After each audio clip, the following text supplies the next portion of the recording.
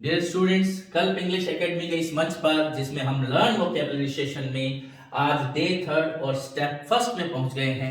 मैं कमल ओझा आपका स्वागत करता हूं, अभिनंदन करता हूं। ईश्वर कृपा से आप अच्छे होंगे और एग्जाम की तैयारी में जुटे होंगे। वो स्टूडेंट्स जो अभी किसी एग्जाम की तैयारी नहीं कर रहे हैं बल्कि एग्जाम्स के लिए प्रिपेयर हो रहे हैं, उनके लिए भी एक अच्छा मौका है कि वो पहले से ही इसके लिए तैयार हो जाए। जब हमें वोकैबुलरी जो है वो पूछी जाएगी, आगे के एग्जाम के लिए हम तैयार हो जाएं, हमारी वोकैबुलरी को साउंड कर लें। तो स्टेप 1 में हम वन वर्ड्स, इडियम्स और प्रोवर्ब्स को देखेंगे। तो स्टूडेंट बढ़ते हैं आगे बिना कोई देरी किए। जो हमारे आज के वन वर्ड्स है उनकी तरफ एक नजर डालते हैं और निश्चित रूप से ये जो वन वर्ड्स हैं ये आपकी इंग्लिश लैंग्वेज के प्रति जो समझ है, आपकी जो अंडरस्टैंडिंग है, उसको बहुत अच्छे लेवल पर ले जाएंगे। तो स्टार्ट करते हैं। Chanting of magic spells. Magic का मतलब होता है जादुई। मैजिक का मतलब हो गया जादुई। तो चैंटिंग का मतलब क्या होता है? जपना। जैसे आपने देखा राम राम राम राम, इस तरीके से माला जपते हैं, वो चैंटिंग होती है। और स्पेल का मतलब होता है मंत्र। जी हाँ स्टूडेंट, तो अब आप देखिए, जादुई मंत्र का जपना। जब एब्राकैडेब्रा इस तरीके से आपने देखा होगा कि जो जादूगर है या कोई भी व्यक्ति जो मंत्र जपता है, वो कुछ मंत्र इस तरीके से जपता है, उसको कहते हैं इंकेंटेशन। इंकेंटेशन जो है वो एक्चुअल में एक वर्ड है जिसका मतलब होता है जपना, मंत्रोच्चारण करना, मंत्र का उच्चारण करना इंकेंटेशन होता है। और इंकेंटेशन जो है वो चैंटिंग ऑफ मैजिक स्पेल के लिए वन वर्ड है। नेक्स्ट बढ़ते हैं। Chief of a group of workman. जी हाँ स्टूडेंट, देखिए चीफ, चीफ का मतलब क्या होता है? मुख्य। सॉरी, ग्रुप का मतलब होता है समूह, और वर्कमैन का मतलब जो मजदूर या काम करने वाले लोग होते हैं, जो कर्मचारी होते हैं, मुख्य जो काम करने वाले लोग होते हैं, उनको वर्कमैन कहते हैं। और उनका जो मुखिया होता है उसको फोरमैन कहते हैं। यहाँ पर एक बात ध्यान देने लायक है सर स्टूडेंट्स, फोर का मतलब भी क्या होता है? फोर का मतलब आगे होता है, मुख्य होता है। तो फोर हेड, जो हेड का आगे का पार्ट हो। फोर फादर्स, जो हमारे पूर्वजों, पहले जो हमारे पूर्वज थे उनको हम फोर फादर्स कहते हैं। फादर्स से भी पहले के जो लोग थे वो हमारे फोर फादर्स हो गए। Four head. इसी तरह फोर मैन, यानी जो काम करने वाले मैन है, वर्कमैन है, उसमें फोर यानी आगे का आदमी, यानी काम करने वाले लोगों का मुखिया, जो उनका हेड या इंचार्ज होता है, उसको कहते हैं फोरमैन। नेक्स्ट है चाइल्ड विदाउट पेरेंट्स। जी हाँ, ऐसा बच्चा जिसके पेरेंट्स नहीं हो, मदर और फादर की डेथ हो जाए, उसको हम कहते हैं ऑर्फन। ऑर्फन, ऑर्फन का मतलब हो गया कि वो बच्चा जो है वो अनाथ है। अनाथ बच्चे को ऑर्फन कहते हैं, अनाथ और ऑर्फन। तो स्टूडेंट, ये जो वर्ड है ऑर्फन, ये किसके लिए आता है? A child who has lost his parents, और a child without parents, that is called orphan, यानी अनाथ। नेक्स्ट है code of diplomatic etiquettes and precedence. देखिए स्टूडेंट, डिप्लोमेटिक का मतलब होता है कूटनीतिक। कूटनीतिक उसको कहते हैं जो एक देश से दूसरे देश के बीच, या फिर जो डिप्लोमेसी चाहती है, जो डिमांड करती है कि किसी व्यक्ति को इस तरीके से रहना चाहिए, इस तरीके का व्यवहार करना चाहिए। ऐसे एटिकेट होते हैं, सदाचार या प्रेसिडेंस जो प्रक्रिया होती है जिसमें कोई उच्चाधिकारी होता है, जैसे मान लीजिए प्रधानमंत्री है, मुख्यमंत्री है, या कोई भी जो उच्चाधिकारी होते हैं, उनको एक लेवल में एक शिष्टाचार का जो फॉलो करना पड़ता है, जो वो जिस तरीके से वो व्यवहार करते हैं और जो उनको करना होता है, दैट इज कॉल्ड प्रोटोकॉल। आपने कई बार सुना होगा कि प्रोटोकॉल को तोड़कर प्रधानमंत्री जी ने ऐसा किया और बच्चे को भीड़ में से गोद में उठाया। तो प्रोटोकॉल कहता है कि एक प्रधानमंत्री की बहुत इंपॉर्टेंट है सुरक्षा उसकी, तो वो भीड़ में सीधा नहीं जाए, बिना सुरक्षा के नहीं जाए, लेकिन ऐसा कई बार वो अपने हिसाब से करते हैं, तो प्रोटोकॉल को तोड़ा है। तो प्रोटोकॉल का मतलब हो गया राजनीतिक शिष्टाचार, या राजनीतिक या प्रशासनिक शिष्टाचार या व्यवहार जो किसी व्यक्ति को करना होता है। इसलिए डिप्लोमेटिक एटिकेट और प्रेसिडेंस को प्रोटोकॉल कहते हैं। Next is commencement of adjacent words with the same letter. जी हाँ, लिटरेरी वर्ड आ गए हैं। Commencement of adjacent word with the same letter, एक ही लेटर से किसी किसी लाइन में, पोएटिक लाइन में, जब एक ही लेटर से बार बार वर्ड स्टार्ट हो रहे हो, अलग अलग वर्ड जिनकी शुरुआती साउंड जो है वो एक हो, जैसे मान लीजिए furrow followed free, cat, curiosity kill the cat, तो क्यूरियोसिटी किल द कैट, ख ख ख, ये साउंड इस तरीके से जो आ रही है। एडजेसेंट का मतलब होता है जो एक दूसरे के समीप हो, जो पास हो, उनकी शुरुआत जो है सेम लेटर से हो या सेम साउंड स्पेशली इसमें हो, तो उसको कहते हैं एलिट्रेशन। एलिट्रेशन को हिंदी में एक बहुत ही फिगर ऑफ स्पीच है जिसको अनुप्रास कहते हैं हिंदी में, और इंग्लिश में एलिट्रेशन कहते हैं। तो आप इन लाइंस में आराम से इसको फील कर सकते हो, फरो फॉलोड फ्री या क्यूरियोसिटी किल्ड द कैट, तो ये एलिट्रेशन के एग्जांपल है। Next is committing murder in revenge, खून का बदला, खून। जी हाँ स्टूडेंट्स, कमिटिंग मर्डर इन रिवेंज, रिवेंज का मतलब क्या होता है? रिवेंज का मतलब ये होता है बदला, खून। जैसे आपने फिल्मों में सुना होगा कि उसने हमारा खून बहाया है, हम भी उसका खून बहाकर ही ये जो बदला है उसको पूरा करेंगे। तो कमिटिंग मर्डर इन रिवेंज को इंग्लिश में जो इस तरीके की कस्टम होती है वेंडेटा कहते हैं, वेंडेटा। तो वेंडेटा जो है इसका मतलब ही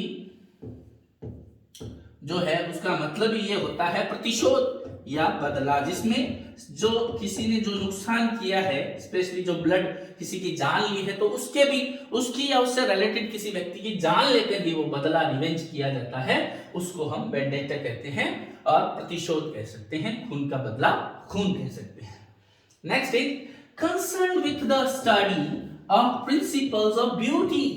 जी हाँ, सुंदरता, सुंदरता की जो प्रिंसिपल्स ऑफ ब्यूटी होते हैं, सौंदर्य या सुंदरता जो है उसके प्रिंसिपल से, उसके सिद्धांतों से रिलेटिव।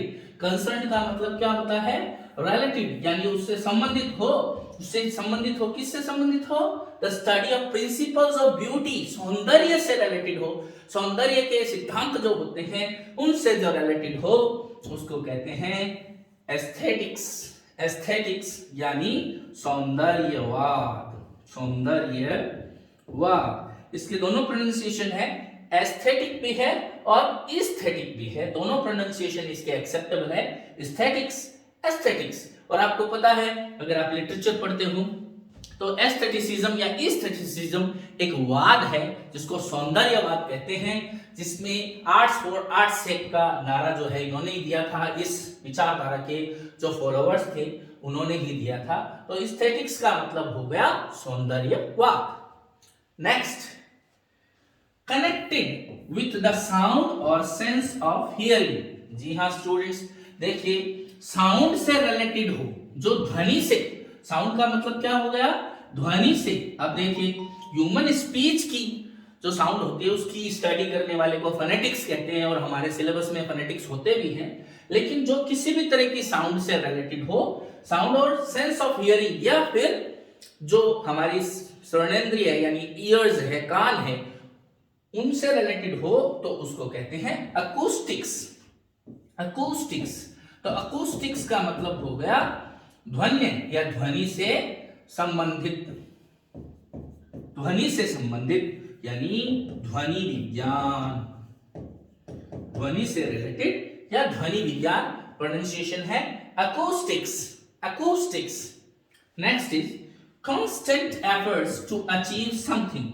जी हाँ, जैसे आप लगातार अपने गोल को अचीव करने के लिए कांस्टेंट प्रयास कर रहे हैं, तो कांस्टेंट एफर्ट हो किसी चीज को अचीव करने का, किसी चीज को प्राप्त करने का जो लगातार और सतत प्रयत्न हो, उसको कहते हैं परसीवियरेंस। तो देखिए परसीवियरेंस यानी दृढ़ता, दृढ़ता से जिद, और आपको पता है जिद करो दुनिया बदलो। तो परसीवियरेंस का मतलब होता है कि ऐसी जिद जो दृढ़ता हो, जो अपने इरादों में दृढ़ता हो, उसको कहते हैं परसीवियरेंस। तो constant effort to achieve something, perseverance का मतलब हो गया दृढ़ता। Next is continuing fight between parties, families, clans etcetera. देखिए किसी दो पार्टीज में लगातार लड़ाई हो, दो दल हो, या फिर फैमिलीज हो, परिवार हो। फिल्मों में आपने देखा होगा कि उनके और हमारे परिवार के बीच बहुत बड़ी जंग छिड़ी हुई है।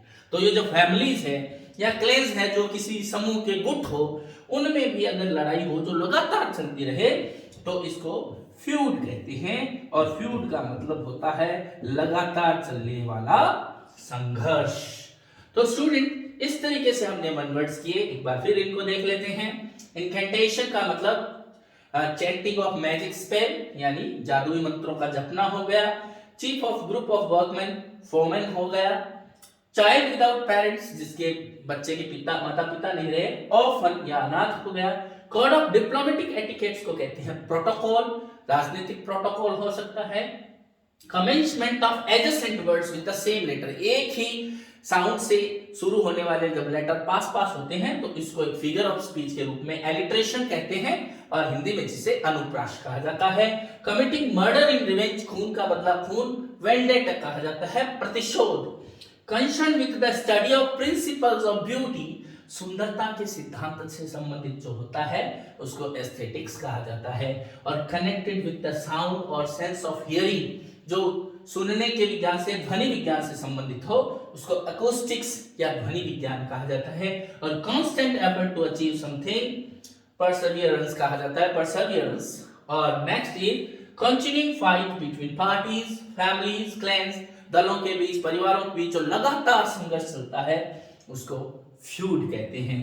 तो आज के इस डे थर्ड स्टेप फर्स्ट के वन वर्ड्स जो है ये थे। हम बढ़ते हैं आगे के स्टेप्स की तरफ, और इसी में है ईडियम्स। जी हाँ स्टूडेंट, ईडियम या अपने मुहावरे। तो ईडियम्स के अंदर क्या है आज देखते हैं। ईडियम्स में yes, heart in the right place, heart in the right place. देखिए स्टूडेंट्स, हार्ट वैसे सभी का सही जगह ही होता है, लेकिन इडियोमेटिकली का मतलब क्या हुआ कि इडियोमेटिकली का मतलब हार्ट यहां पर किसका सिंबल हो गया? हार्ट का मतलब हो गया फीलिंग्स, जिसको राइट टाइम पर राइट फीलिंग्स आती है। जहां दया आनी चाहिए, जहां वहां दया आता है, दया आती है।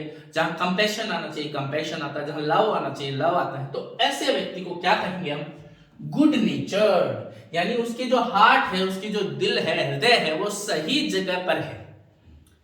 यानी दिल तो वैसे सभी का, मैंने कहा जैसे आप सुनते हो कि धक धक करने लगा, तो इसका मतलब ये नहीं कि आज ही करने लगा है, वो तो जब तुम पैदा नहीं होते तभी से करने लग गया था। अगर वो नहीं करता तो तुम यहाँ आते ही नहीं। लेकिन यहाँ पर उस गाने के सेंस में पोएटिक फॉर्म में उसका मीनिंग क्या है? अलग है। तो heart in the right place का मतलब जो जिसकी फीलिंग्स सही टाइम पर, सही फीलिंग्स उसके मन में उठे, उसको गुड नेचर्ड यानी अच्छी प्रकृति का व्यक्ति कहा जा सकता है। जिसकी प्रकृति क्या हो? अच्छी प्रकृति या स्वभाव का व्यक्ति जो होता है उसे हम कहते हैं good natured person, and we can say that he has his heart in the right place, he is a good natured person. Next is heart to heart talk, दिल से दिल की बात। तो यहां पर दिल से दिल की बात का मतलब हुआ स्पीक ऑनेस्टली एंड फ्रैंकली, यानी दिल में जो है, अपनी फीलिंग्स जो है उसको एकदम वैसा ही सामने वाले के इमोशंस के अकॉर्डिंग अपनी इमोशंस को कहना। इसका मतलब दिल से दिल की बात, यानी जो बहुत ही ऑनेस्ट हो और फ्रैंक हो, दिल खोल के हो, तो हम कह सकते हैं दिल खोल के बात करना, यानी उसमें दुराव छिपाव की भावना ना रखना, उसको कहते हैं heart to heart talk. Yes student, आगे बढ़ते हैं, और बहुत ही अच्छा इडियोमेटिक एक्सप्रेशन है henpecked husband. Henpecked husband, इसका मतलब क्या हुआ? हैंड पैक्ड यानी हैंड यानी यहां पर मुर्गी से, हैंड पैक्ड हस्बैंड यानी ऐसा व्यक्ति जो बहुत ही ज्यादा दब्बू टाइप का हो। और आपने देखा होगा जोरू का गुलाम उसके लिए हिंदी में एक्सप्रेशन है। तो ऐसे व्यक्ति को कंट्रोल्ड और बुलिड बाय वंस वाइफ, जी हाँ, जिस पर उसकी वाइफ है वो कंट्रोल करती हो। और कंट्रोल करना कोई बुरी बात नहीं है, लेकिन बहुत ज्यादा कंट्रोल और डराती धमकाती हो, देख लेना, मैं पहले कह देती हूँ। तो इस तरीके के जो पति होते हैं उनको हैंड पैक्ड हस्बैंड कहते हैं। तो स्टूडेंट, हैंड पैक्ड हस्बैंड का मतलब हो गया चोर का गुलाम, जो बहुत ही ज्यादा अपनी पत्नी के डराने धमकाने में और उसके कंट्रोल में रहता है। Next is Herculean task. जी हाँ स्टूडेंट, इसके पीछे जो कहावत है, ये जो ईडियम है, उसके पीछे की जो कहानी है वो थोड़ी ध्यान देने वाली है। हरक्यूलीज जो हुआ था, देखिए हरक्यूलियन वर्ड जो आया है वो हरक्यूलीज के पीछे आया है। हरक्यूलीज का मतलब हो गया एक ग्रीक वॉरियर था। ग्रीक मिथोलॉजी के अनुसार वो एक वॉरियर था जो जियस, जो हाईएस्ट सुप्रीम गॉड है, उसका बेटा था। लेकिन वो उसकी दूसरी रानी से पैदा हुआ था, इसलिए जो जूनो थी, जो उसकी हेड क्वीन थी, वो उसने उसको मारने की कोशिश की, लेकिन किसी तरह वो बचता रहा। और अंत में उसने, चूंकि बहुत ज्यादा बड़ा वॉरियर था, उसने बहुत डिफिकल्ट टास्क किए। तो इसलिए हरक्यूलिस जो है वो सिंबल हो गया एडवेंचर का और बहुत ही ज्यादा करेज का, यानी करेज और एडवेंचर का सिंबल हो गया।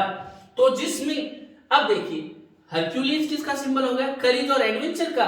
तो उसने गॉड्स के दिए हुए, ऐसे मानते हैं देवताओं के दिए हुए जो 12 हरक्यूलियन टास्क थे उसको पूरा किया था। 12 ऐसे काम दिए थे उसकी परीक्षा लेने के लिए, और जिसको उसने पूरा किया था। इसलिए चूंकि वो बहुत मुश्किल थे, देवताओं के द्वारा उसकी परीक्षा लेने के लिए दिए गए थे, इसके लिए उन कामों को हरक्यूलियन टास्क कहते हैं। यानी जो जिसमें बहुत ज्यादा एडवेंचर, जिसमें बहुत ज्यादा करेज और बोल्डनेस की जरूरत हो, तो हरक्यूलिस ने वो टास्क पूरे किए। इसलिए कोई भी ऐसा काम, टास्क रिक्वायरिंग ट्रेमेंडस एफर्ट, यानी जिसमें बहुत ज्यादा मेहनत और जिसमें लगे, बहुत ज्यादा मेहनत और साहस की जिसमें जरूरत हो, उसको कहते हैं Herculean task. So we can say to get first rank in the exam is a Herculean task, यानी बहुत ज्यादा मेहनत और साहस का काम है, उसको हम हरक्यूलियन टास्क कहते हैं। इसके पीछे हरक्यूलिस, जो एक्चुअल में एक ग्रीक वॉरियर था, उसके पीछे की स्टोरी है, जिसके कारण हरक्यूलिस कहा जाता है। हरक्यूलिस के किए हुए कामों को हरक्यूलियन कहा जाता है। हाई एंड ड्राई, देखिए स्टूडेंट, हाई एंड ड्राई जो है वो ओशनिक साइंस जो है, समुद्र विज्ञान, एक तरीके से ज्योग्राफी की जो एक शाखा है, ब्रांच है, उससे लिया गया है। जो तट के इलाके होते हैं, जो तटीय इलाके होते हैं, वो जो नीचे होते हैं, उन पर समुद्र का पानी क्या आता रहता है, और तूफान और जब टाइड्स आते हैं तो जो थोड़े दूर इलाके होते हैं वो भी क्या हो जाते हैं, उससे भीग जाते हैं पानी से। लेकिन हाई एंड ड्राई जो बहुत ऊंचे होते हैं और जहां तक समुद्र के पानी का कोई अंश नहीं जाता, उसको हाई एंड ड्राई कहते हैं। यानी जो बहुत दूर है, अलग है, अकेला है, तो इसका मतलब इन ए डिप्राइव्ड सिचुएशन, अलोन, यानी तन्हा और अकेला, स्पेशली जिसको उसके साथियों ने, जिसको उसके सोसाइटी के लोगों ने छोड़ दिया है, ऐसे व्यक्ति को हम कहते हैं हाई एंड ड्राई। इसका मतलब his life is very wretched, he is high and dry। तो इसका मतलब क्या हुआ कि वो बहुत ही डिप्राइव्ड सिचुएशन में है, तन्हा यहाँ पे जीना ये कोई बात है, वो वाली सिचुएशन में वो जी रहा है, क्या करें। नेक्स्ट इज हाई हैंड, देखिए हैंड सिंबल हो गया कंट्रोल का, हाई हैंड। अब देखिए हैंड सिंबल हो गया कंट्रोल का, ये मेरे बाएं हाथ का खेल है, मतलब इजी, हाथ से जो हैंड से जो मुहावरे बनते हैं उनमें इडियम्स में हैंड मतलब कंट्रोल का सिंबल होगा, जिसको आप कर सकते हो। हाई हैंड यानी बहुत ऊपर, ऊपर का मतलब क्या, ऊपर तक पहुंच है मेरी, देख लेना चचा विधायक है हमारे। तो यहाँ पर हाई एंड हैंड का मतलब क्या हुआ, ओवरबेयरिंग, यानी बहुत ज्यादा धौंस रखना या बहुत ज्यादा प्रभाव रखना, बहुत ज्यादा कठोरता से किसी चीज को कंट्रोल करना। कंट्रोल समथिंग, किस तरीके से कंट्रोल करना, हाई हैंडेड, यानी बहुत ज्यादा कठोरता से किसी चीज का नियंत्रण करना। Next is hit below the belt. जी हाँ स्टूडेंट, आप रेसलिंग जानते हो, बॉक्सिंग जानते हो, तो ये जो इडियम आया है उसका ओरिजिन वहां से हुआ है। तो आपको पता है कि जब बॉक्सिंग या कोई भी खेल चलता है तो उसमें बिलो द बेल्ट, यानी बेल्ट से नीचे जो वल्नरेबल पार्ट होता है, इजीली जिस पे चोट लग सकती है और फैटल चोट लग सकती है, तो वहां हिट करना गलत माना जाता है, वहां हिट नहीं किया जाता, वहां हिट करने को पेनल्टी माना जाता है और गलत माना जाता है। अब आप सोचिए कि hit below the belt, belt से नीचे कोई हिट कर रहा है, इसका मतलब वो क्या कर रहा है, वो जो सही कोड ऑफ कंडक्ट है, जो सही तरीके का व्यवहार है, उसको फॉलो नहीं कर रहा है। तो हिट बिलो द बेल्ट का मतलब हुआ स्ट्राइक अनफेयरली, मतलब क्या हुआ कि गलत या बेईमानी का सहारा लेना, बेईमानी या गलतियों का सहारा लेकर कोई चीज में, कोई कंपटीशन में जो है आगे बढ़ना। ऐसे लोग देखते हो कई बार गलत तरीके से किसी को धोखे में रखकर, आंखों में धूल झोंक कर जो काम करते हैं, सामने वाले को ऐसे दिखाते कि मैं तेरे साथ हूं, ऐसे लोगों को hit below the belt, we can say that he has hit below my belt. तो इसका मतलब उसने बहुत गलत या बेईमानी तरीके से मेरे साथ व्यवहार किया है, उसको हम कहते हैं hit below the belt. Next is hit the jackpot. अब जैकपॉट नाम की तो मूवी भी आ गई, और जैकपॉट कोई नया वर्ड स्टूडेंट्स के लिए नहीं है। देखिए स्टूडेंट, जैकपॉट का जो ओरिजिन है वो पोकर जो एक गेम होता है जिसमें जो किसी लॉटरी का या पोकर के गेम का जो हाईएस्ट प्राइज होता है, यानी कोई भी जी भाई ये फर्स्ट इनाम ये है, पहला इनाम ये है, तो उसको जैकपॉट कहते हैं। तो हिट द जैकपॉट का मतलब क्या हुआ, गेनिंग अ बिग या great success. Hit the jackpot का मतलब हुआ गेनिंग अ बिग या great success specially by luck, यानी भाग्य के द्वारा आपको कोई जो फॉर्चून मिल जाए। हिट द जैकपॉट का मतलब आपकी किस्मत ऐसी हो, यू आर लकी इनफ, तो ऐसी स्थिति में आपको कोई बड़ा मान लीजिए हम कह सकते हैं कि बड़ा इनाम राशि या पैसा मिल जाए, अचानक कोई ऐसी चीज मिल जाए जिससे आप बड़ी मात्रा में पैसे कमा लो, धनवान बन जाओ, प्रॉस्परस बन जाओ, उसको कहते हैं हिट द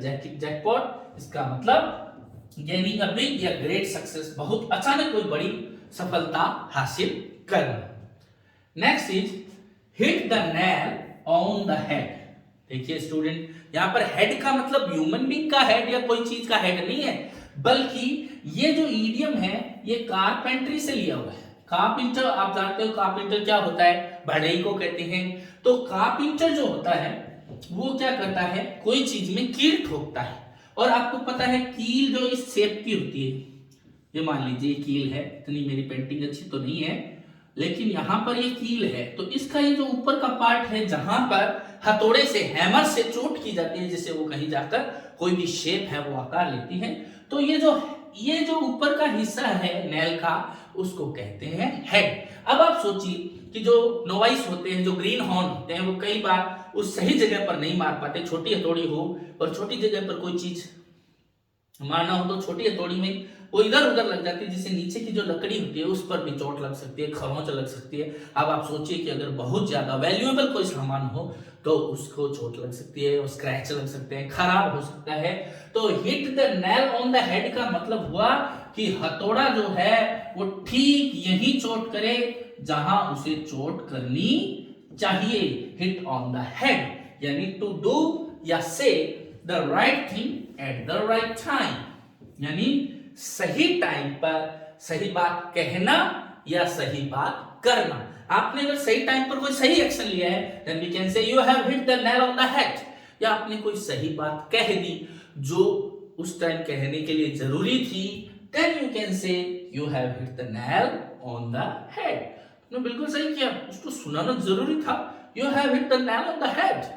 तो यहां पर ये कारपेंट्री से, कारपेंटर जो होते हैं, कारपेंट्री जो होती है उससे ये निकला हुआ इडियम है, to do say the right thing at the right time, यानी सही समय पर सही बात कहना या करना।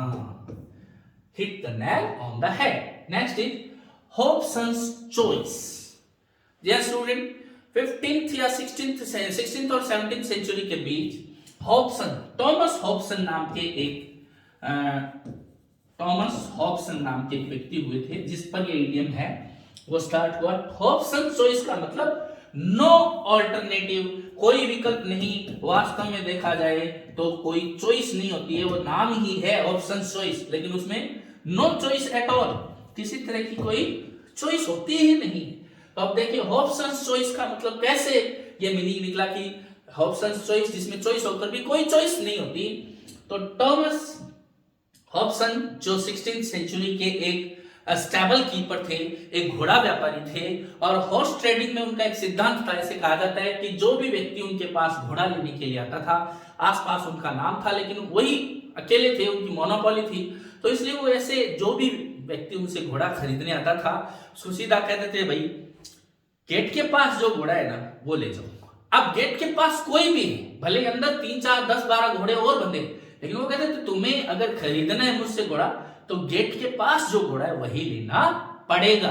तो एक तरीके से नो चॉइस एट ऑल हो गई, नो अल्टरनेटिव, कोई विकल्प नहीं। एक तरीके से चॉइस दी है कि गेट के पास, लेकिन वो चॉइस कहाँ है, वो तो एकमात्र विकल्प है, उसके अलावा कोई विकल्प नहीं। जैसे कोई पहलवान टाइप का आदमी आए और आपको कहे कि देख भाई या तो तुम मुझसे लड़ वरना मैं तुझे मारूंगा, तो अब आप देखिए कोई चॉइस है क्या, या तो मुझसे लड़ वरना मैं तुझे मारूंगा, तो दोनों स्थितियों में पिटना हमको ही है। तो ऐसी स्थिति क्या होती है, हॉब्सन्स चॉइस होती है। थॉमस हॉब्सन के नाम पर नो चॉइस एट ऑल, यानी एक्चुअल में कोई विकल्प ना होना, इस इडियम का मीनिंग है। Next, hold someone in lease, इसका मतलब टू रेस्ट्रेन और कंट्रोल, यानी इसका मतलब हो गया नियंत्रण करना, नियंत्रण करना। अब देखिए एनिमल हस्बेंड्री है, जो पशुपालन है, वहां से इस इडियम की शुरुआत हुई। Hold someone in lease, specially देखिए लीज कहां से आता है, लीस वर्ड किसको कहते हैं, लीस एक कोई भी डोरी मेटल की या लेदर की या धागे की बनी होती है जो बहुत मजबूत होती है, जो डॉग्स या कोई भी जो जानवर होते हैं स्पेशली डॉग्स के यहाँ पर पट्टे के रूप में रखी जाती है, जिससे वो लीस जो होती है उसके ऑनर के पास रहती है। कुत्ता बहुत भौंकता है, ऐसे ऐसे करता है, हम भौंक करके उधर उस तरफ दौड़ता है, लेकिन वो उसको क्या कर रखता है, होल्ड समवन इन लीस, वो उसकी लीस अपने हाथ में रखता है, जिससे वो चाह कर भी भाग नहीं सकता है या किसी पर अटैक नहीं कर सकता है। तो इसको हम कह सकते हैं रेस्ट्रेन, रोके रखना, या कंट्रोल करना, मतलब नियंत्रण करना। To hold someone in leash, यानी नियंत्रण में रखना, और लीज का मतलब यहां पर हो गया जंजीर या रस्सी, जिससे हम डॉग से अदर एनिमल्स को बांधे रखते हैं और उसका नियंत्रण अपने हाथ में रखते हैं। Next is hole and corner policy. देखिए पॉलिसी का मतलब क्या होता है, पॉलिसी का मतलब हो गई नीति, कोई भी चीज की नीति। सीक्रेट पॉलिसी को कहते हैं hole and corner policy. Corner में अरे तुम कोने में क्या कर रहे हो, क्या बातें कर रहे हो, तो जनरली कॉर्नर और होल, फिर ऊपर से होल, तो ये चीजें किसका सिंबल होती है, सीक्रेसी का सिंबल होती है। जब कोई लोग दुनिया की नजर में आए बिना अपना काम करते रहते हैं उसे होल एंड कॉर्नर पॉलिसी कहते हैं, यानी ऐसी नीति जो गुपचुप हो, बहुत ही सीक्रेट हो, गुपचुप नीति, गुपचुप तरीका या कार्य करने का पैटर्न जो होता है उसे ही हम होल एंड कॉर्नर पॉलिसी कहते हैं। तो स्टूडेंट इस तरीके से आपने देखा कि जो फर्स्ट फेज है इडियम्स का, उसके अलग अलग जो मीनिंग्स होते हैं, अगर हम उनके ओरिजिन को ध्यान दे लें तो आप उनके मीनिंग को बहुत अच्छी तरीके से समझ सकते हो। जहां पे भी आपको डाउट हो तो आप उसको फिर से सुन लीजिए, ताकि दोबारा उसको देखने की जरूरत ना पड़े। हमारा प्रयास रहेगा कि इडियम जो है उनकी जड़ों तक, उनके ओरिजिन तक आपको ले जाए, जिससे आपको उनका मीनिंग हमेशा याद रहे, even after giving exam, taking the exams. Honest next, देखिए स्टूडेंट, हॉनिट, हॉनिट का मतलब क्या होता है, हॉनिट का मतलब होता है ततैया, जिसको आप मारवाड़ी में टांटिया बोलते हो, वही एक्चुअल में हॉनिट है। हॉनिट्स नेस्ट, देखिए ततैये जो होते हैं, जैसे मधुमक्खी का छाता होता है, बी हाइव जिसको बोलते हैं, ऐसे ततैये भी क्या करते हैं, हाइव बनाकर रहते हैं, जिसे नेस्ट कहा जाता है। तो अब आप सोचिए कि अगर ततैयों का ऐसे कोई गुच्छा, यहाँ पर नेस्ट है और यहाँ पर ततैये हैं, तो ये किसका सिंबल होगा। अगर वहां पर हम अगर उसके आसपास भी जाएंगे तो हमारे लिए तो बड़ी ही मुश्किल हो जाएगी। अगर वो कहीं वो पूरी तरह इरिटेट हो गए या वाइड पोजीशन में आ गए तो समझ लीजिए हम नहीं रहे। तो कंट्रोवर्सी और ट्रबलसम सिचुएशन, यानी मुसीबत या फिर विवाद की स्थिति, बहुत ज्यादा विवाद हो जाए उसको भी हॉनेस्ट नेस्ट कहते हैं। इसमें बहुत ज्यादा क्रिटिसिज्म सुननी पड़े या ऐसी मुश्किल जिसको लांघना, जिससे डील करना बहुत मुश्किल हो, ऐसी सिचुएशन को हॉनेस्ट नेस्ट कहते हैं। Next is hue and cry. जी हाँ स्टूडेंट, यू का मतलब क्या होता है, यू का मतलब होता है कलर, कलर, कलर का मतलब हो गया रंग, और क्राई यानी चीखी। अब आप देखते हो कोई मैच चल रहा है तो अलग अलग झंडे और लोग ऐसे अलग अलग टोपियां पहने हुए क्राई चीखते रहते हैं। तो यू और क्राई का मतलब ऐसे क्या हो गया, झंडे हैं अलग अलग रंगों के, कोई जो है वो हॉर्न बजा रहा है, कोई कोई अलग अलग तरह के इंस्ट्रूमेंट बजा रहे हैं, कोई ढोलक बजा रहा है, कोई शाउटिंग कर रहा है। तो यू कलर का सिंबल हो गया और क्राई का मतलब चीख हो गया। तो ग्रेट नॉइज यानी बहुत ज्यादा शोर शराबा, शोर शराबे को क्या कहते हैं, यू एंड क्राई। तो there was a great hue and cry in the fair, मेले में बहुत ज्यादा शोर शराबा था। यू का मतलब कलर से होता है और क्राई का मतलब चीख होती है, इसलिए आप समझ गए होंगे कि इसका मीनिंग यू एंड क्राई क्यों हुआ है। यू एंड क्राई का मीनिंग अ ग्रेट नॉइज क्यों हुआ है, शोर शराबे के लिए ये यूज होता है। हल्ला बलू, जी हाँ स्टूडेंट, हल्ला बोल, आपने वर्ड सुना होगा हल्ला बोल, हल्ला बलू। अब आप देखो जो हल्ला बलू है वही चीख है हल्ला बोल, यानी बहुत ज्यादा शोर शराबे के साथ और बहुत ही ज्यादा कंफ्यूज सिचुएशन, जैसे भीड़ में कई बार जब बहुत ज्यादा अफरा तफरी मच जाती है तो ये very noisy and confuse situation, यानी बहुत ज्यादा शोर शराबे वाली और कंफ्यूज सिचुएशन जिसको कहते हैं, कह सकते हैं अफरा तफरी का माहौल जो होता है उसको कहते हैं हल्ला बलू, हल्ला बलू, हल्ला बलू। तो नाम से ही पता चल जाएगा हल्ला बलू, बहुत ज्यादा हल्ला हो, हल्ला हम जिसको कहते हैं वही इंग्लिश में क्या हो गया, हल्ला बलू हो गया। Next is hush hush hush, ये आपको याद आ रहा है, पप्पा जग जाएगा का म्यूजिक। हश का मतलब क्या होता है, देखिए स्टूडेंट, पप्पा जग जाएगा का जो ये गाना है उसका जो म्यूजिक है हश हश हश, इंग्लिश में हश वर्ड का मतलब भी होता है चुप रहना, तो हश का मतलब क्या हुआ, चुप्पी। तो हश हश का मतलब जो बहुत ही ज्यादा आवाज नहीं, बिल्कुल धीरे। तो हश हश का मतलब वेरी सीक्रेट और कॉन्फिडेंशियल हो, जो बहुत ही गुप्त हो, ऐसी चीज को हश हश कहते हैं। हश हश जिसको कहते हैं वेरी सीक्रेट और कॉन्फिडेंशियल को हश हश कहते हैं, क्योंकि हश का मीनिंग ही चुप रहना होता है। अब आप देखिए इससे अगले वाला जो वर्ड है हश मनी, तो हश का मतलब होता है चुप, चुप रहना, ये राज बाहर नहीं आने पाए, उसके लिए तुम्हें जितनी रकम चाहिए तुम ले सकते हो। तो यही क्या होता है हश मनी, जो किसी को चुप रहने के लिए जो पैसे दिए जाते हैं कि भाई तुम्हें बोलना नहीं है, ये राज नहीं खोलना है, ये सीक्रेट किसी के आगे नहीं आना चाहिए, उस मनी को कहते हैं हश मनी, मतलब चुप रहने के लिए दी गई money.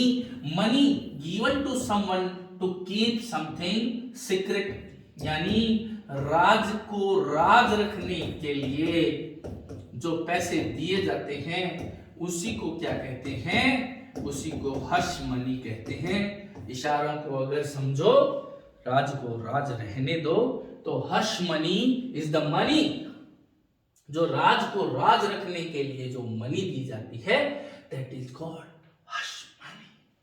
Okay, in a fix, next idiom is in a fix. Fix, I am in a fix, तो इसका मतलब क्या हुआ, मैं बड़ी मुसीबत में हूं, मैं बड़ी प्रॉब्लम में हूं। तो इन डिफिकल्टी और डेंजरस सिचुएशन, यानी मुसीबत या खतरनाक स्थिति में होना, ऐसी स्थिति को ही कहते हैं आई एम इन अ फिक्स। मुसीबत या खतरनाक स्थिति को ही in a fix, please help me, I am in a fix. तो इसका मतलब मैं बड़ी उलझन, बड़ी मुसीबत में हूं, कृपया मेरी सहायता करो। And next is in a fog, और आपको पता है आजकल क्या चल रहा है, फॉग ही चल रहा है इतनी सर्दी में, और कुछ चलेगा भी नहीं। तो इन अ फॉग, तो फॉग क्या होता है, फॉग यानी कोहरा, फॉग का मतलब क्या होता है, कोहरा। अब आप देखिए कोहरे में कोई चीज जो होती है वो इजीली नहीं दिखती, विजिबिलिटी जो होती है वो एकदम कम हो जाती है, और इसके कारण जो स्पेशली जो लोग वाहन चला रहे हैं उनको बड़ी दिक्कत होती है, कई बार एक्सीडेंट का कारण भी बनता है। तो इन अ फॉग का मतलब क्या हुआ, confuse, not able to understand. तो निश्चित रूप से अगर आपने कभी कोहरे में ड्राइविंग की है तो यही स्थिति होगी, confuse, not able to understand, बहुत ज्यादा कंफ्यूज्ड सिचुएशन, जहां कंफ्यूजन ही कंफ्यूजन हो और सॉल्यूशन का कुछ पता ना हो, उसको कहते हैं इन अ फॉग। जैसे स्टूडेंट्स कहते हैं सर समझ में नहीं आ रहा है क्या करें, लेकिन then they can say I am in a fog, I am not able to understand. तो यहाँ पर इन अ फॉग का मतलब कंफ्यूज्ड और नॉट एबल टू अंडरस्टैंड, समझ में ना आना या कंफ्यूजन की स्थिति में होने को ही कहते हैं इन अ फॉग। क्योंकि फॉग में कुछ भी आगे दिखता नहीं है, तो जब आपको आगे समझ में ना आए क्या करें, तो आप कह सकते हो इन अ फॉग वाली सिचुएशन। इन अ नटशेल, देखिए स्टूडेंट, नटशेल क्या होता है? नट का मतलब सुपारी होता है। और अब जैसे मान लीजिए बादाम है, अखरोट है, उनके चारों तरफ आपने देखा होगा एक कवर होता है, वो कवर एकदम उसके पास लगता है और उसको खोलते ही अंदर से नट्स है वो बाहर आते हैं। तो वो इतने छोटे होते हैं, इतने कठोर से होते हैं, जिससे जल्दी से उनको निकाला नहीं जा सकता। तो नट शेल बहुत छोटे लेकिन माल से भरे होते हैं, उनमें अंदर जो चीज होती है वो ज्यादा बहुत वैल्यूएबल होती है। तो इन नट शेल का मतलब क्या हुआ? इन अ वेरी ब्रीफ फॉर्म। तो नट शेल किसका सिंबल हो गया? ब्रीफनेस का, छोटे होने का, लेकिन फुल ऑफ मीनिंग। तो हम कह सकते हैं संक्षिप्त रूप में, किसी चीज का संक्षिप्त रूप ही क्या होता है? इन अ नटशेल। नेक्स्ट है इन अ पिकल। देखिए स्टूडेंट, पिकल का मतलब क्या होता है? मिक्स पिकल, नींबू pickle, lemon pickle, carry pickle, है ना? तो ये जो पिकल है इसका मतलब ये होता है अचार। तो अचार का मतलब क्या हुआ? जब आपकी स्थिति अचार जैसी हो, वह आजकल तो अचार बन गया हूं, तो इसका मतलब क्या हुआ? इन अ वेरी डिफिकल्ट और अनप्लेजेंट सिचुएशन। कौन चाहता है कि उसका अचार बन जाए? मतलब इडियोपैथिकली कह रहा हूं। तो अचार का मतलब क्या हुआ? बहुत ही डिफिकल्ट, मुसीबत वाली और बुरी स्थिति जो होती है। यहां पर फिर वही मुसीबत और बुरी स्थिति, मुसीबत की स्थिति या बुरी स्थिति को ही कहते हैं इन अ पिकल। आजकल तो बहुत बुरी हालत हो रही है, I think I am in a pickle, इसका मतलब अचार बन गया मेरा। तो यहाँ पर मुसीबत या बुरी स्थिति को इन अ डिफिकल्ट और अनप्लेजेंट सिचुएशन को ही कहते हैं in a nutshell. Next is in black and white.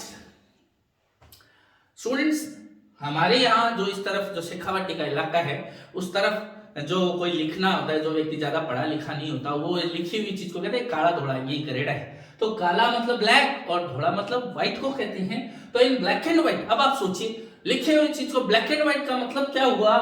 In printed और रिटन फॉर्म। तो यानी कोई चीज ब्लैक एंड व्हाइट हो, यानी व्हाइट तो पेपर हो गया और उस पर काले अक्षरों से कुछ लिखा हुआ होता है। तो इन ब्लैक एंड व्हाइट का मतलब हो गया प्रिंटेड और रिटन, यानी लिखित हो या छपा हुआ हो। लिखित या छपा हुआ कोई भी चीज होती है उसको ब्लैक एंड व्हाइट कहते हैं। आपको कि I want this agreement in black and white, इसका मतलब मैं इस एग्रीमेंट को केवल जुबानी नहीं रखना चाहता। I want to have this agreement in black and white, मैं इस एग्रीमेंट को ब्लैक एंड व्हाइट में रखना चाहता हूं।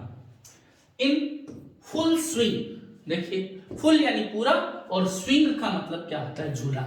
और झूला क्या करता है? इधर से इधर। तो स्विंग, कोई बॉल भी जो बॉलर की बॉल होती है वो स्विंग लेती है। स्विंग यानी मूवमेंट, तो फुल स्विंग पूरी मूवमेंट में है। और मूवमेंट किसका सिंबल हो गई? एक्टिविटी का, प्रोग्रेस का, डेवलपमेंट का, इनका सिंबल हो गई। तो फुल स्विंग का मतलब पूरे शबाब पर है, यानी ये चीज अपने पूरे जोरों पर है। हम कह सकते हैं सर्दी जो है वो पूरे शबाब पर है, तो हम कह सकते हैं the cord is in its full swing, मतलब पूरे at the height of activity, जितनी हो सकती है उच्चतम चरम बिंदु पर है, चरम शिखर पर है, चरम बिंदु पर है, उच्चतम बिंदु पर है, ऐसी स्थिति को कहते हैं इन फुल स्विंग।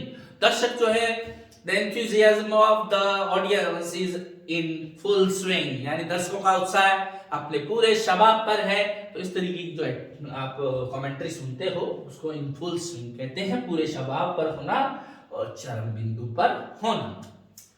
और next is high, in high spirits. देखिए स्टूडेंट, हाई स्पिरिट्स, हाई यानी ऊंचा, और स्पिरिट्स का मतलब वैसे आत्मा को भी कहते हैं और इमोशंस और फीलिंग्स को भी कहते हैं। अब आप देखिए, जब आपकी फीलिंग्स और आपकी जो जोश उत्साह जो है वो हाई स्पिरिट पे हो, हाई लेवल पर हो, तो हम कह सकते हैं cheerful and full of hope and yes, cheerful and full of hope and joy।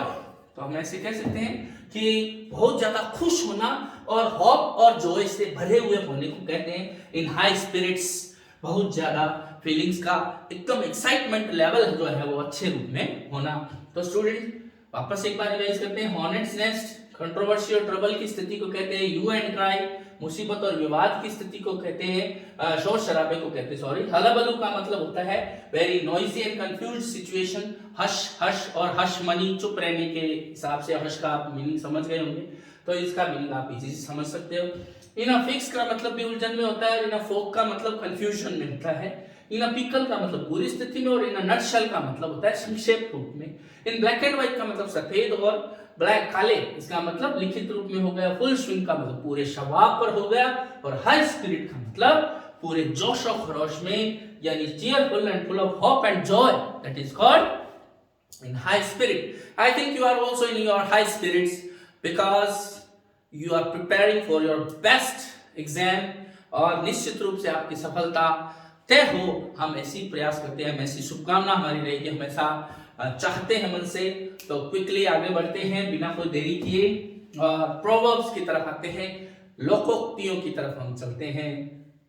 Next first is curses like chickens come home to roost. देखिए स्टूडेंट, कर्सेस का मतलब क्या होता है? किसी का श्राप, किसी को आपने तंग किया, परेशान किया, तो उसने जो श्राप दिया वो कर्सेस होते हैं। और चिकन्स क्या होते हैं?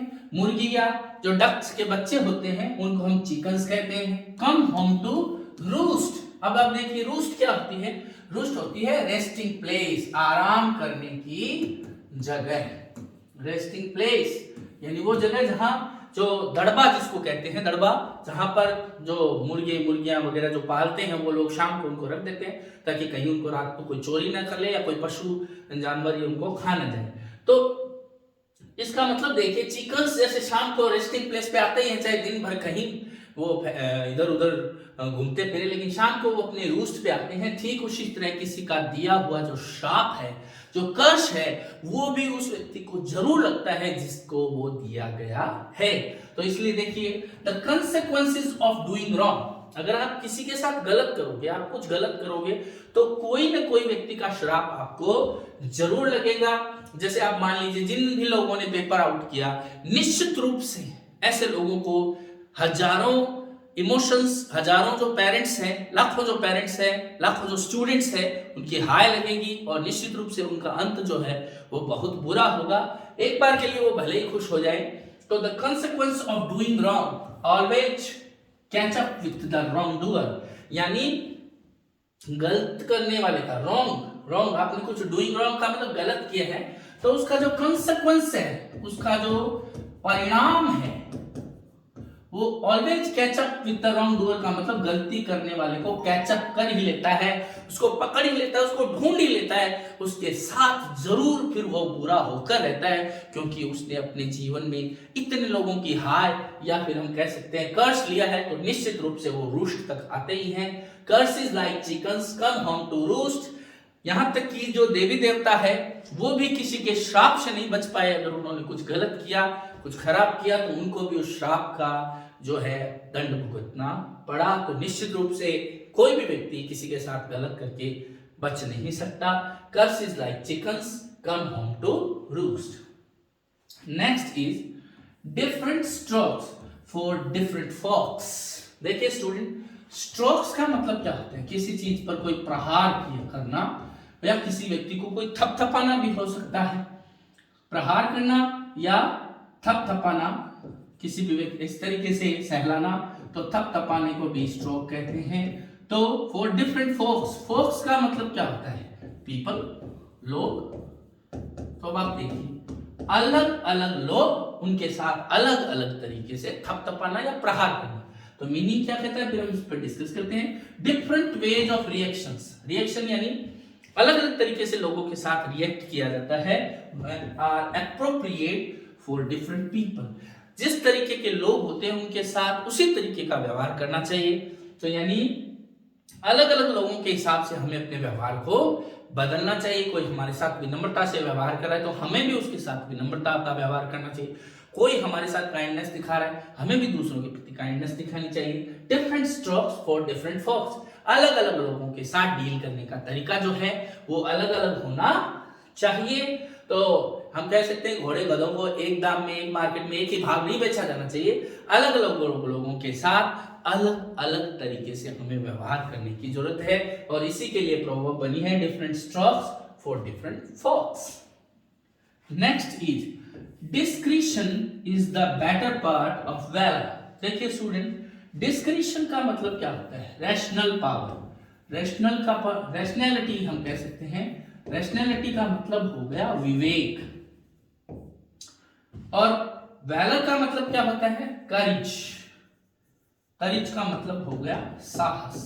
अब आप देखिए, discretion is the better part of valour. Valour जो होता है एक बहुत, साहस जो है एक बहुत बड़ी वर्चू है, एक बहुत बड़ा गुण है, लेकिन उस साहस के साथ रैशनैलिटी मिली होनी जरूरी है, विवेकपूर्ण होना जरूरी है। अगर वो साहस विवेकपूर्ण नहीं है, उसमें रैशनैलिटी नहीं है, तो ऐसा साहस फिर किसी काम का नहीं है। यानी कहने का मतलब है, अगर आप में जोश है, आप में फोर्स है, आप में ताकत है, तो आपको होश भी होना चाहिए, आप में विवेक भी होना चाहिए। जोश के साथ होश रखना जरूरी है, जोश में होश नहीं खोना चाहिए। यही इस discretion is the better part of valour जो प्रोवर्ब है इसका मीनिंग है।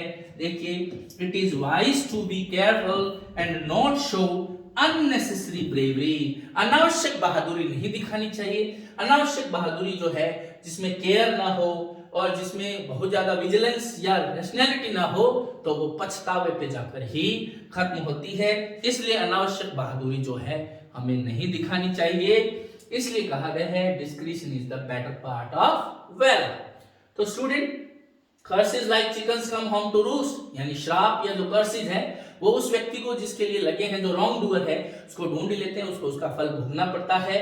Different strokes for different folks का मतलब अलग अलग लोगों के साथ उसके अनुसार उनके व्यवहार, उनके पद, उनके ओहदे, उनकी जो उनका व्यवहार आपके प्रति, उसके अनुसार अलग अलग व्यवहार करना चाहिए। और discretion is the better part of valour, जोश में होश नहीं खोना चाहिए। नेक्स्ट,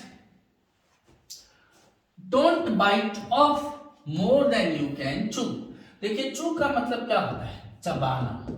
कोई चीज को चबाने को क्या कहते हैं? चू। और डोंट बाइट ऑफ यानी बाइट लेना, कोई चीज की बाइट लेना। मोर देन यानी आपको उससे ज्यादा नहीं खाना चाहिए जितना आप चबा ना सको। डोंट बाइट ऑफ, उससे ज्यादा बाइटिंग नहीं लेनी चाहिए। हमने कोई चीज खाई और हमने उसकी बाइट ली तो इतनी बड़ी नहीं होनी चाहिए कि हम उसको चू भी नहीं कर सके, चबा भी ना सके और मुंह भर जाए और हालत बुरी हो जाए, लोग हंसे हम पर।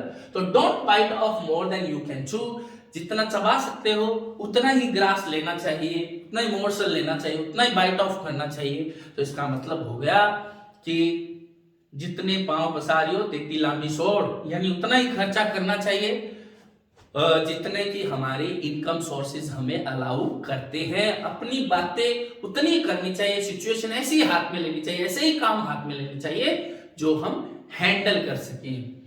देखिए, don't take more responsibility. Responsibility का मतलब क्या हुआ? जिम्मेदारी। देन यू कैन हैंडल, जितना हम हैंडल कर सकते हैं, जिस सिचुएशन को हम हैंडल कर सकते हैं, चाहे वो बुरी भी हो जाए तब भी हम हैंडल कर सकते हैं, उतना ही रिस्पॉन्सिबिलिटी हमें लेनी चाहिए। चाहे वो वाहन चला रहे तो उतनी ही गति में वाहन चलाना चाहिए कि अचानक अगर कुछ स्थिति हो जाए, आगे कोई आ जाए, तो हम उसको हैंडल कर सके, कंट्रोल कर सके। Don't take more responsibility than you can handle, don't bite off more than you can chew. Next is don't bite the hand that feeds you. इसका मतलब देखिए, don't bite the hand that feeds you. जिन हाथों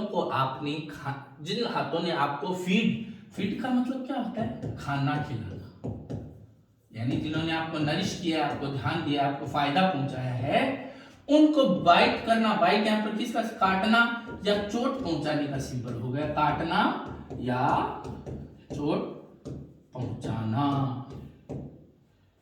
ठीक है, तो यानी उन हाथों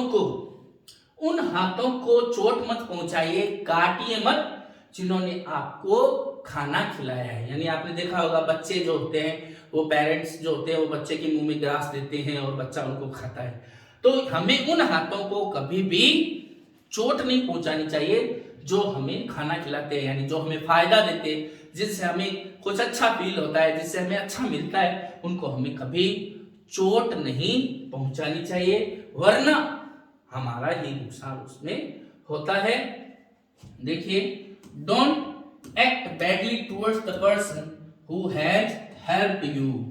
जिस व्यक्ति ने आपकी सहायता की है उसके साथ बुरा व्यवहार मत कीजिए। जिस व्यक्ति ने आपको पहचान दिलाई, जिस व्यक्ति ने आपको खड़ा होने के लिए मंच दिया, और जिस व्यक्ति ने आपकी हर अच्छाई बुराई को इग्नोर किया, उसके फिर भी आपका अच्छा किया, इस व्यक्ति के साथ आप बुरा व्यवहार नहीं कीजिए।